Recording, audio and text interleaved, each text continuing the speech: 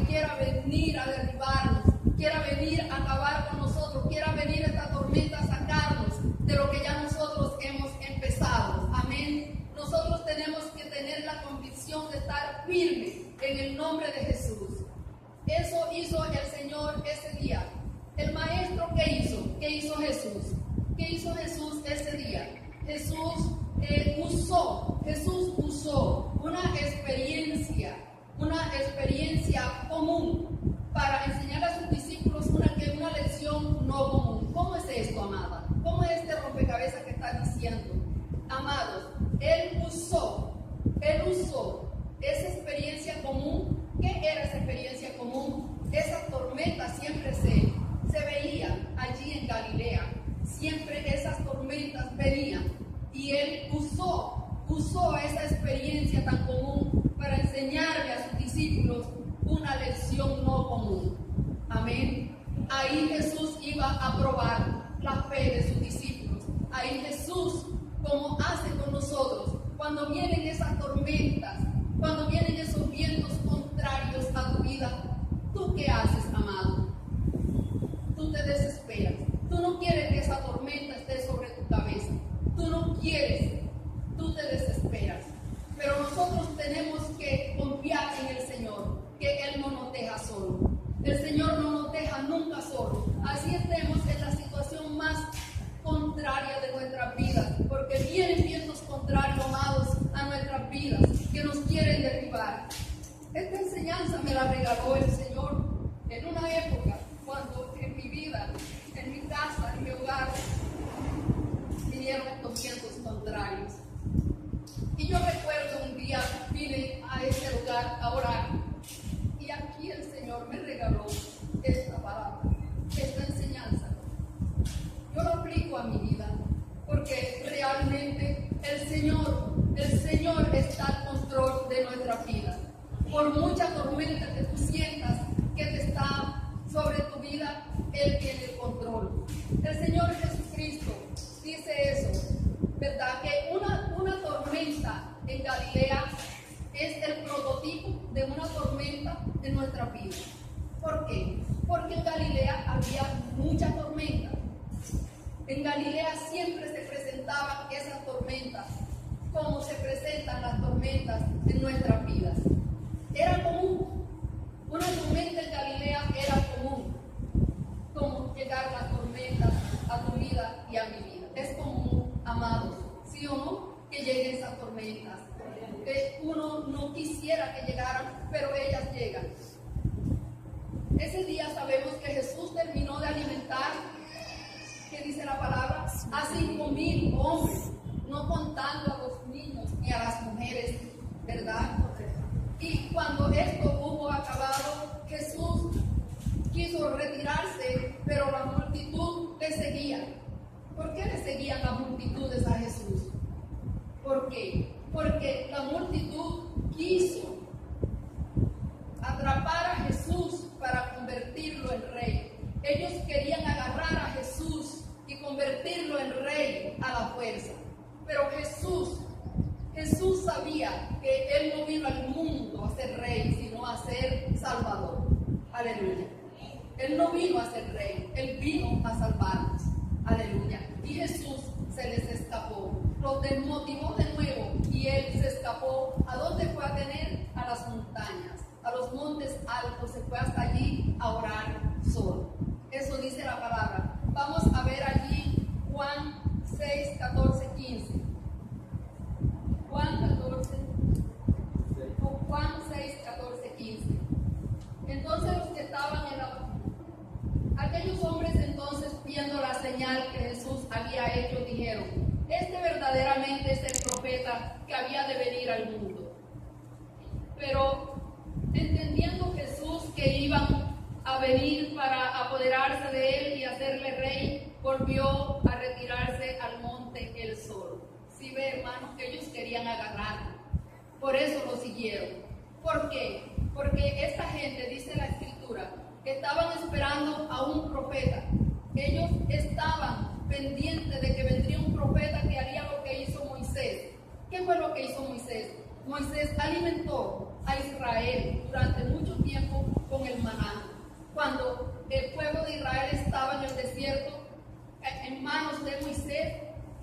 los alimentos venían del cielo en forma de maná.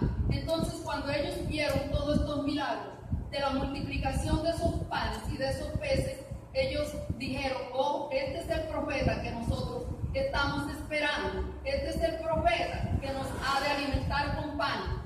Entonces ellos quisieron agarrarlos y hacerlos rey. Y Jesús, sí, él sabía todos los pensamientos de ellos, y él arrancó, se les escapó y se fue al monte a orar. Bendito sea el Señor.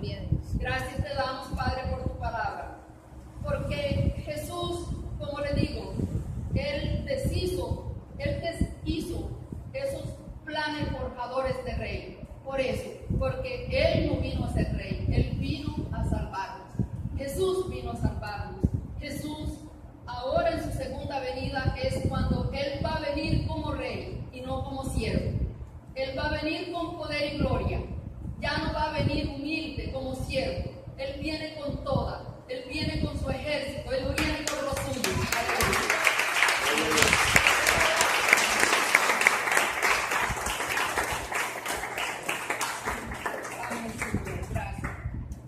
Aquí vemos nosotros, a través de las escrituras, que los discípulos estaban acostumbrados a remar y atravesaban ese mar o ese lago en 2-3 horas.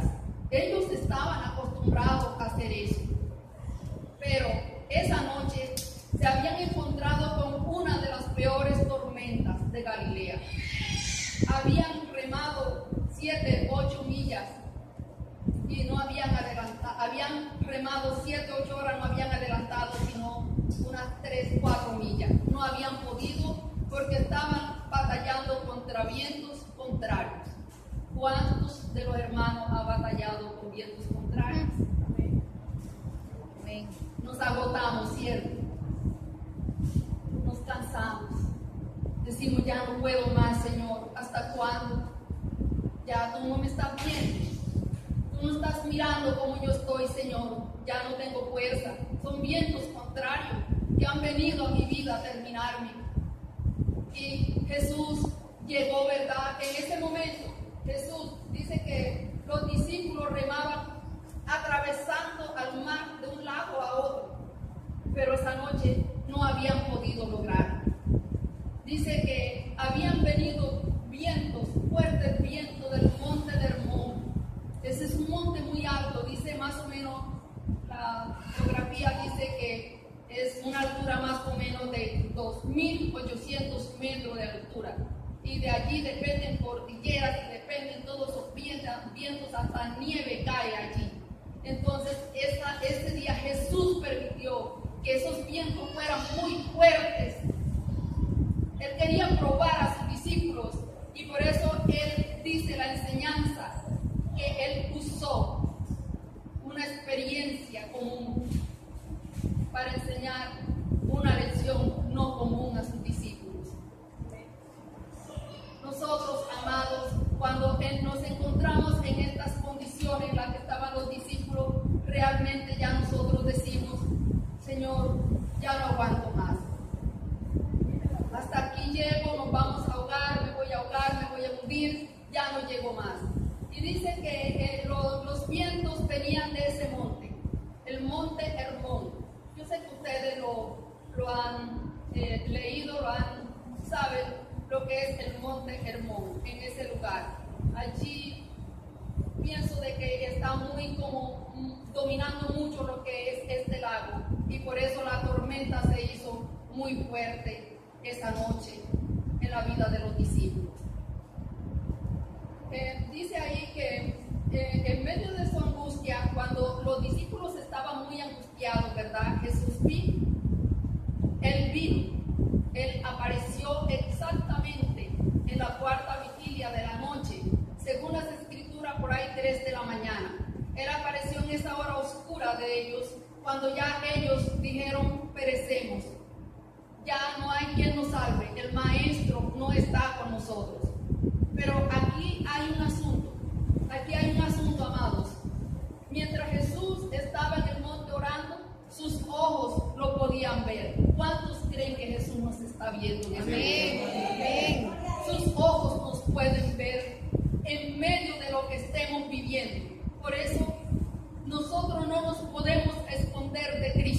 de la mirada de Jesús.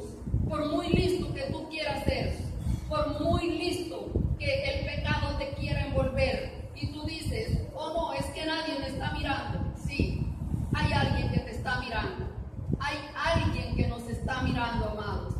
Los ojos de Cristo nunca se apartan de nosotros.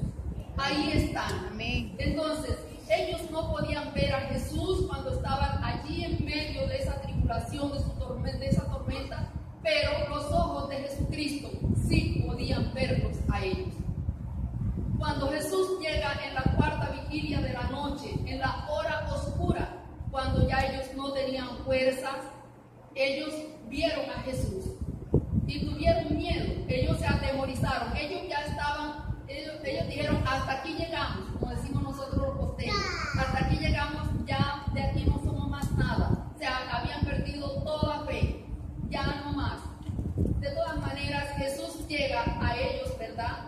Y ellos se atemorizan porque ellos lo relacionaron con un fantasma.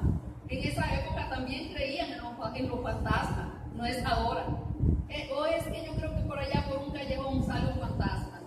Y los discípulos dijeron un fantasma.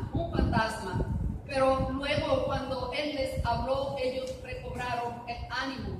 O sea, ese terror que tenían, se les convirtió a ellos en una fuente de gozo, en una fuente de consolación. Ellos se consolaron, amados. Cuando nosotros estamos atravesando una tormenta en nuestras vidas, Dios mío, y nosotros sentimos un rayito de luz, decimos, por aquí es, Jesús no me ha dejado. Nosotros nos consolamos, ¿sí o no? Nosotros nos gozamos, se nos va pasando aquella cosa, aquella tristeza, aquella situación que nos tiene ahí atrapados. Y nosotros nos llenamos de consuelo, de gozo al ver a Jesús.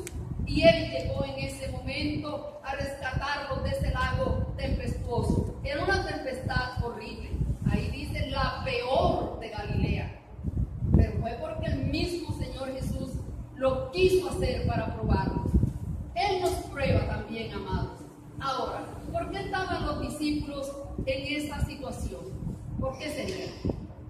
¿Por qué estaban los discípulos en medio de Galilea en esa tormenta, en esa situación? La falta de fe. ¿Cómo, amada? La falta de fe. Amén. Ellos estaban en esa situación por obedecer a Jesús, por estar bajo la orden de Jesús.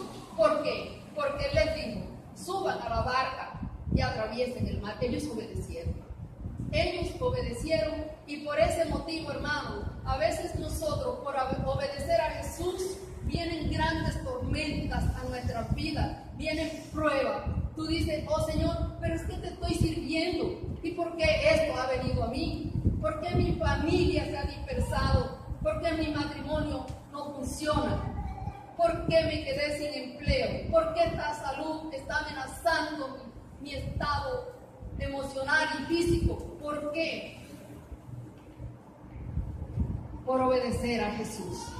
Y no es porque Él nos pague mal. Ahorita vamos a ver ese tema.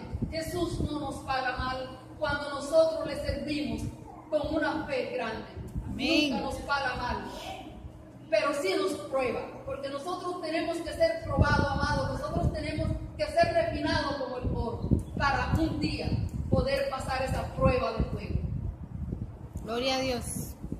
El Señor quiere que su iglesia camine en medio de la tempestad, en medio de la tormenta, que nunca perdamos la fe, que Él está con nosotros, amados, y que Él llega exactamente en el momento preciso, cuando tú dices, ya no doy más.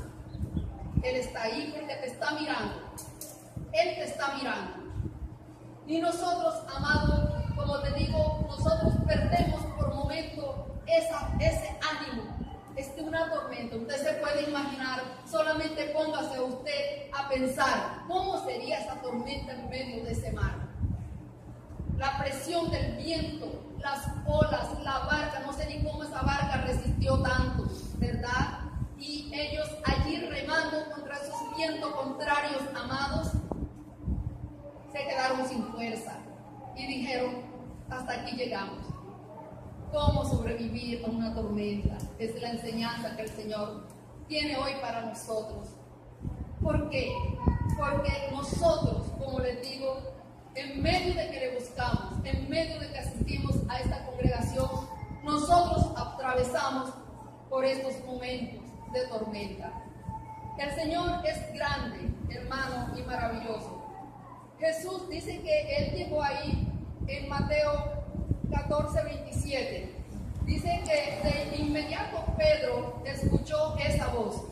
Siempre es Pedro como que el protagonista principal de este cuento. Es Pedro. Pedro escuchó esa voz y dijo, oh, es el Señor, es el Maestro que nos ha encontrado, ha venido a ayudarnos, por así parafrasear. Y cuando ellos ven que es Jesús caminando sobre la tormenta, ¿qué dice Pedro? Si eres tú, aquí yo voy a... ¿Qué dice Pedro? Señor, si eres tú, di que yo vaya y camine contigo en el agua. Pedro vio una oportunidad. Él de ahí agarró una oportunidad. Él se llenó ya de ánimo. Cuando nosotros vemos ese rayo de luz que viene a las tormentas que nos están atormentando, nosotros cobramos ánimo, ¿sí o no, amado? Amén. Nosotros cobramos ánimo y decimos, es Jesús, es el Maestro que viene a ayudarme, que viene a ayudarme a sacar de esta tormenta. Y Él le dice, si eres tú, di que yo vaya. Pidió un permiso allí. Él no se lanzó para presumir que Él era el más valiente. No es bueno presumir, amados. No es bueno presumir. Amén. Es bueno pedir un permiso al Maestro. Amén. ¿Dónde tú quieres que yo vaya, Señor? ¿Tú qué quieres que yo haga, Señor? ¿Tú en qué quieres que yo te sirva, Señor? Tenemos que pedir ese permiso, pero a la vez... De Dios.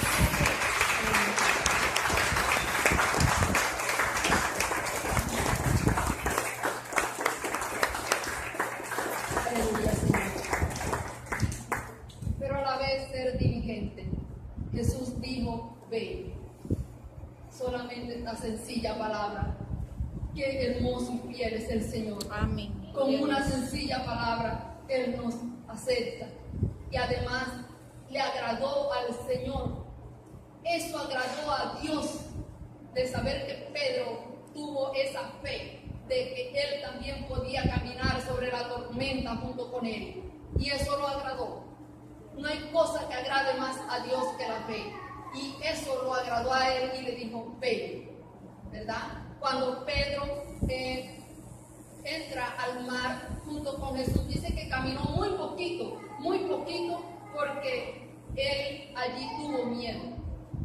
Pedro, dice la palabra que Pedro vio al viento. Bueno, y es que nosotros podemos ver al viento. Nosotros podemos ver al viento, amado. Dice, durante un corto momento Pedro estuvo caminando. En Mateo 14:30, ¿qué dice? En Mateo 14:30. ¿Sí podemos ver el viento? Ok. Mateo 14:30. Sí, con miedo. Comenzó a hundirse, dio voces diciendo, Señor, sálvame, ¿verdad? Entonces dice el Señor Jesús, dijo, ven, y Pedro fue. Ahora, amados, ¿qué hizo que Pedro se distrajera? ¿Qué hizo que Pedro quitara su mirada de Jesús? ¿Qué fue lo que hizo que Pedro hiciera? Fuerte bien. No te empecé. Los fuertes vientos, el miedo a las olas. Cuando este miedo atrapa a Pedro, él se distrae y da la vuelta a enfrentar la tormenta que lo amenazaba, y él ahí empezó a hundirse. Él empezó a hundirse automáticamente porque quitó su mirada de Jesús, porque se distrajo y ya no miró más a Jesús. En un segundo que tú quites tu mirada de Jesús, puedes hundirte. Puedes ser una persona fracasada, amados. Y al Señor nos da su mano para que nosotros, Él confía, Él se agrada cuando tú le demuestras esa fe. Él se agrada y dice, ven. Pero no quites tu mirada de Jesús, no te distraigas, por muy fuerte que sean los vientos, por muy fuerte que la tormenta sea, no te distraigas. No te distraigas porque seremos fracasados. Fracasados, amados. Nos hundimos. Y Pedro empezó a gritar y le dijo: Maestro, Señor Cristo, sálvame, que hundo, que perezco. En sus palabras, no sé qué más, y le dijo. Y Jesús tendió su mano y levantó a Pedro de las aguas, ¿verdad? Y entonces le dice: hombre de poca fe, ¿por qué dudaste? Cuando Pedro le dice: sálvame, Jesús, sálvame, dice que eso fue una corta oración que él hizo, pero esa corta oración, amados, captó la atención del Señor. Esa corta oración que tú haces cuando estás en la tormenta, no importa que dures 2 o 3 horas de rodillas, cuando tú haces una corta oración de fe, Jesús te salva. Jesús te levanta de la tormenta.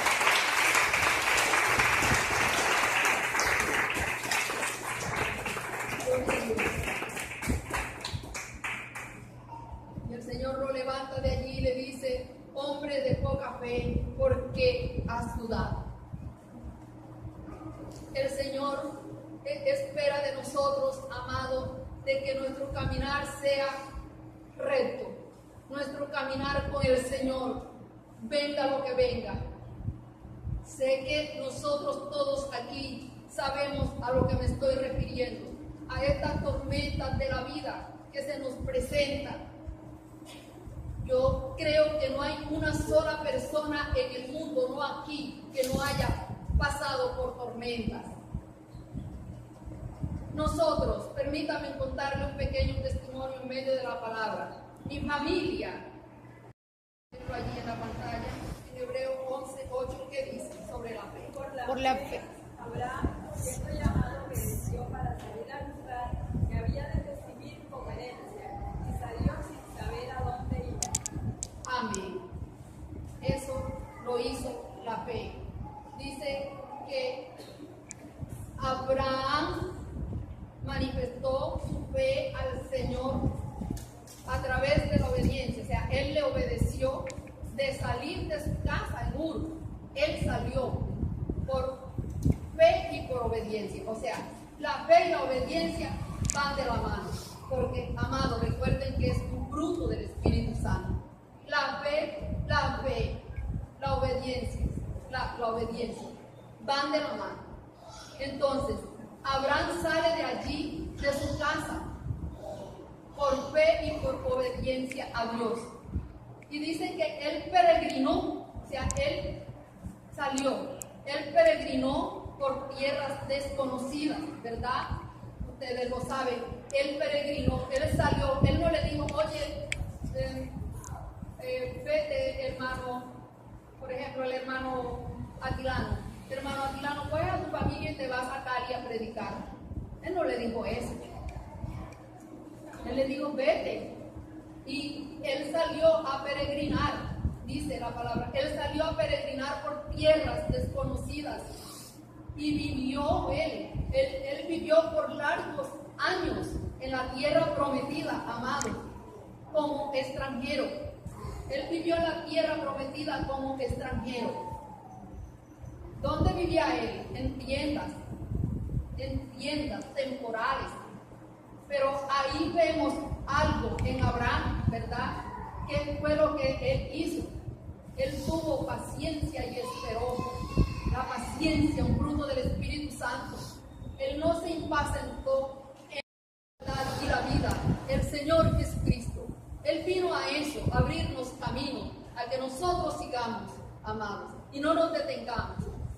Entonces cuando nosotros miramos a Cristo, se nos garantiza un poder para hacer cosas sobrenaturales. Cuando nosotros miramos a Cristo, amados, aprendamos. Se nos garantiza el poder de hacer cosas sobrenaturales. Amén. ¿Y qué es lo que tiene la hermana Alejandra, que ora por el enfermo y sano? Porque ha puesto tu mirada en Jesucristo. Él te ha dado ese poder de hacer estas cosas sobrenaturales. cosas sobrenaturales vendrán a nuestras vidas, amados, créanme. Vienen a nuestras vidas cuando esa mirada no se quita de Jesús, de Jesucristo. Vienen cosas, grandes poderes a tu vida. Los dones, los ministerios se fructifican en tu vida porque tú estás con tu mirada puesta en el Señor Jesucristo. El Señor quiere, amado, que nosotros nos enfoquemos esa mirada en Él. Enfócate. Como cuando tú vas pasando por una vitrina, las damas aquí, y tú miras ese vestido tan precioso, ¿tú qué haces? Tú te enfocas allí, oh, tanto cuesta, no, qué lindo, no, como lo quisiera tener. Tú te enfocas allí, ¿verdad? Lo anhelas. Ok, ella sabe mucho, las damas sabemos mucho de esto. Entonces, amados, ahí está el secreto. Enfocar nuestra mirada en el Señor Jesucristo. Ese, amado, que nos tiende su mano en los momentos difíciles. Amados, en la palabra del Señor dice ahí en Hebreos 11:6, dice: pero sin fe es imposible agradar a Dios, porque es necesario que el que se acerca a Dios crea que le hay. Amén. Y que es un galardonador. Amén. Para los que le buscan. Amén. Aleluya. Gloria a Dios. ¿Qué es un galardonador? Alguien que premia, alguien que condecora. Amén. Cuando esa fe de nosotros lo agrada a Él, hermano, ahí lo dice en la palabra, no lo estoy diciendo. Gloria a Dios. Él es un galardonador, premiador. No es mentira, amado. Premiador. Pero sin fe es imposible agradar. Amén. Amén.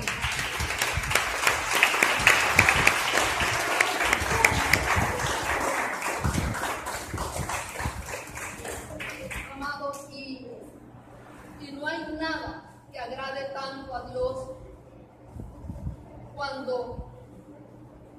como la firmeza de la fe en todo lo que Él es y en lo que Él nos ha prometido. ¿Qué es lo que Él nos ha prometido? Hombre premiado. Amén. Muchas cosas. Él nos ha prometido tantas cosas.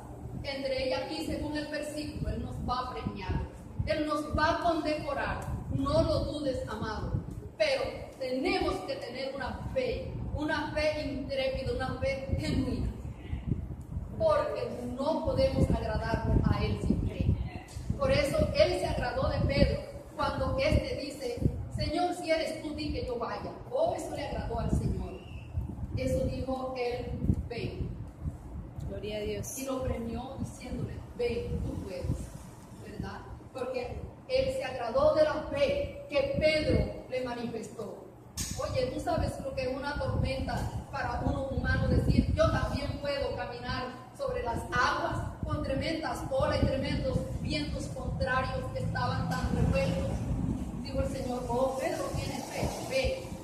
Eso le encanta, le agrada al Señor, no le encanta, le agrada. Amén. Pero sin fe es imposible agradar a Dios, dice su palabra. El Señor también allí en Hebreos, ¿dónde está esa palabra? Vamos a ver, legado permanente. En esa espera Él pudo ver su legado permanente, aleluya, porque Él tuvo paciencia en esperar. Dice que vivió por muchos años en la tierra prometida como extranjero, en tiendas, en casas, no sé cómo, en habitaciones temporales, camuchitos, digo yo, no sé cómo era su vivir, pero Él no se desesperó. Oye, y no dice que vivió por 2 años, 3, 5 años, muchos años. Por muchos años Él vivió en esta tierra desconocida. Todo eso lo hizo por la fe, porque Él mostró su fe a Dios, obedeciéndole, dejando toda su riqueza, su parentela, su casa y Él salió y se fue. Eso lo hace la fe, la obediencia. También vemos la paciencia que tuvo Abraham en esperar ver su legado allí. ¿Cuántos alaban al Señor? Gloria a Dios. Deseo en esta mañana, amados, que esta palabra prevalezcan. Deseo que esta palabra se haga vida en nuestras vidas. No temamos a las tormentas.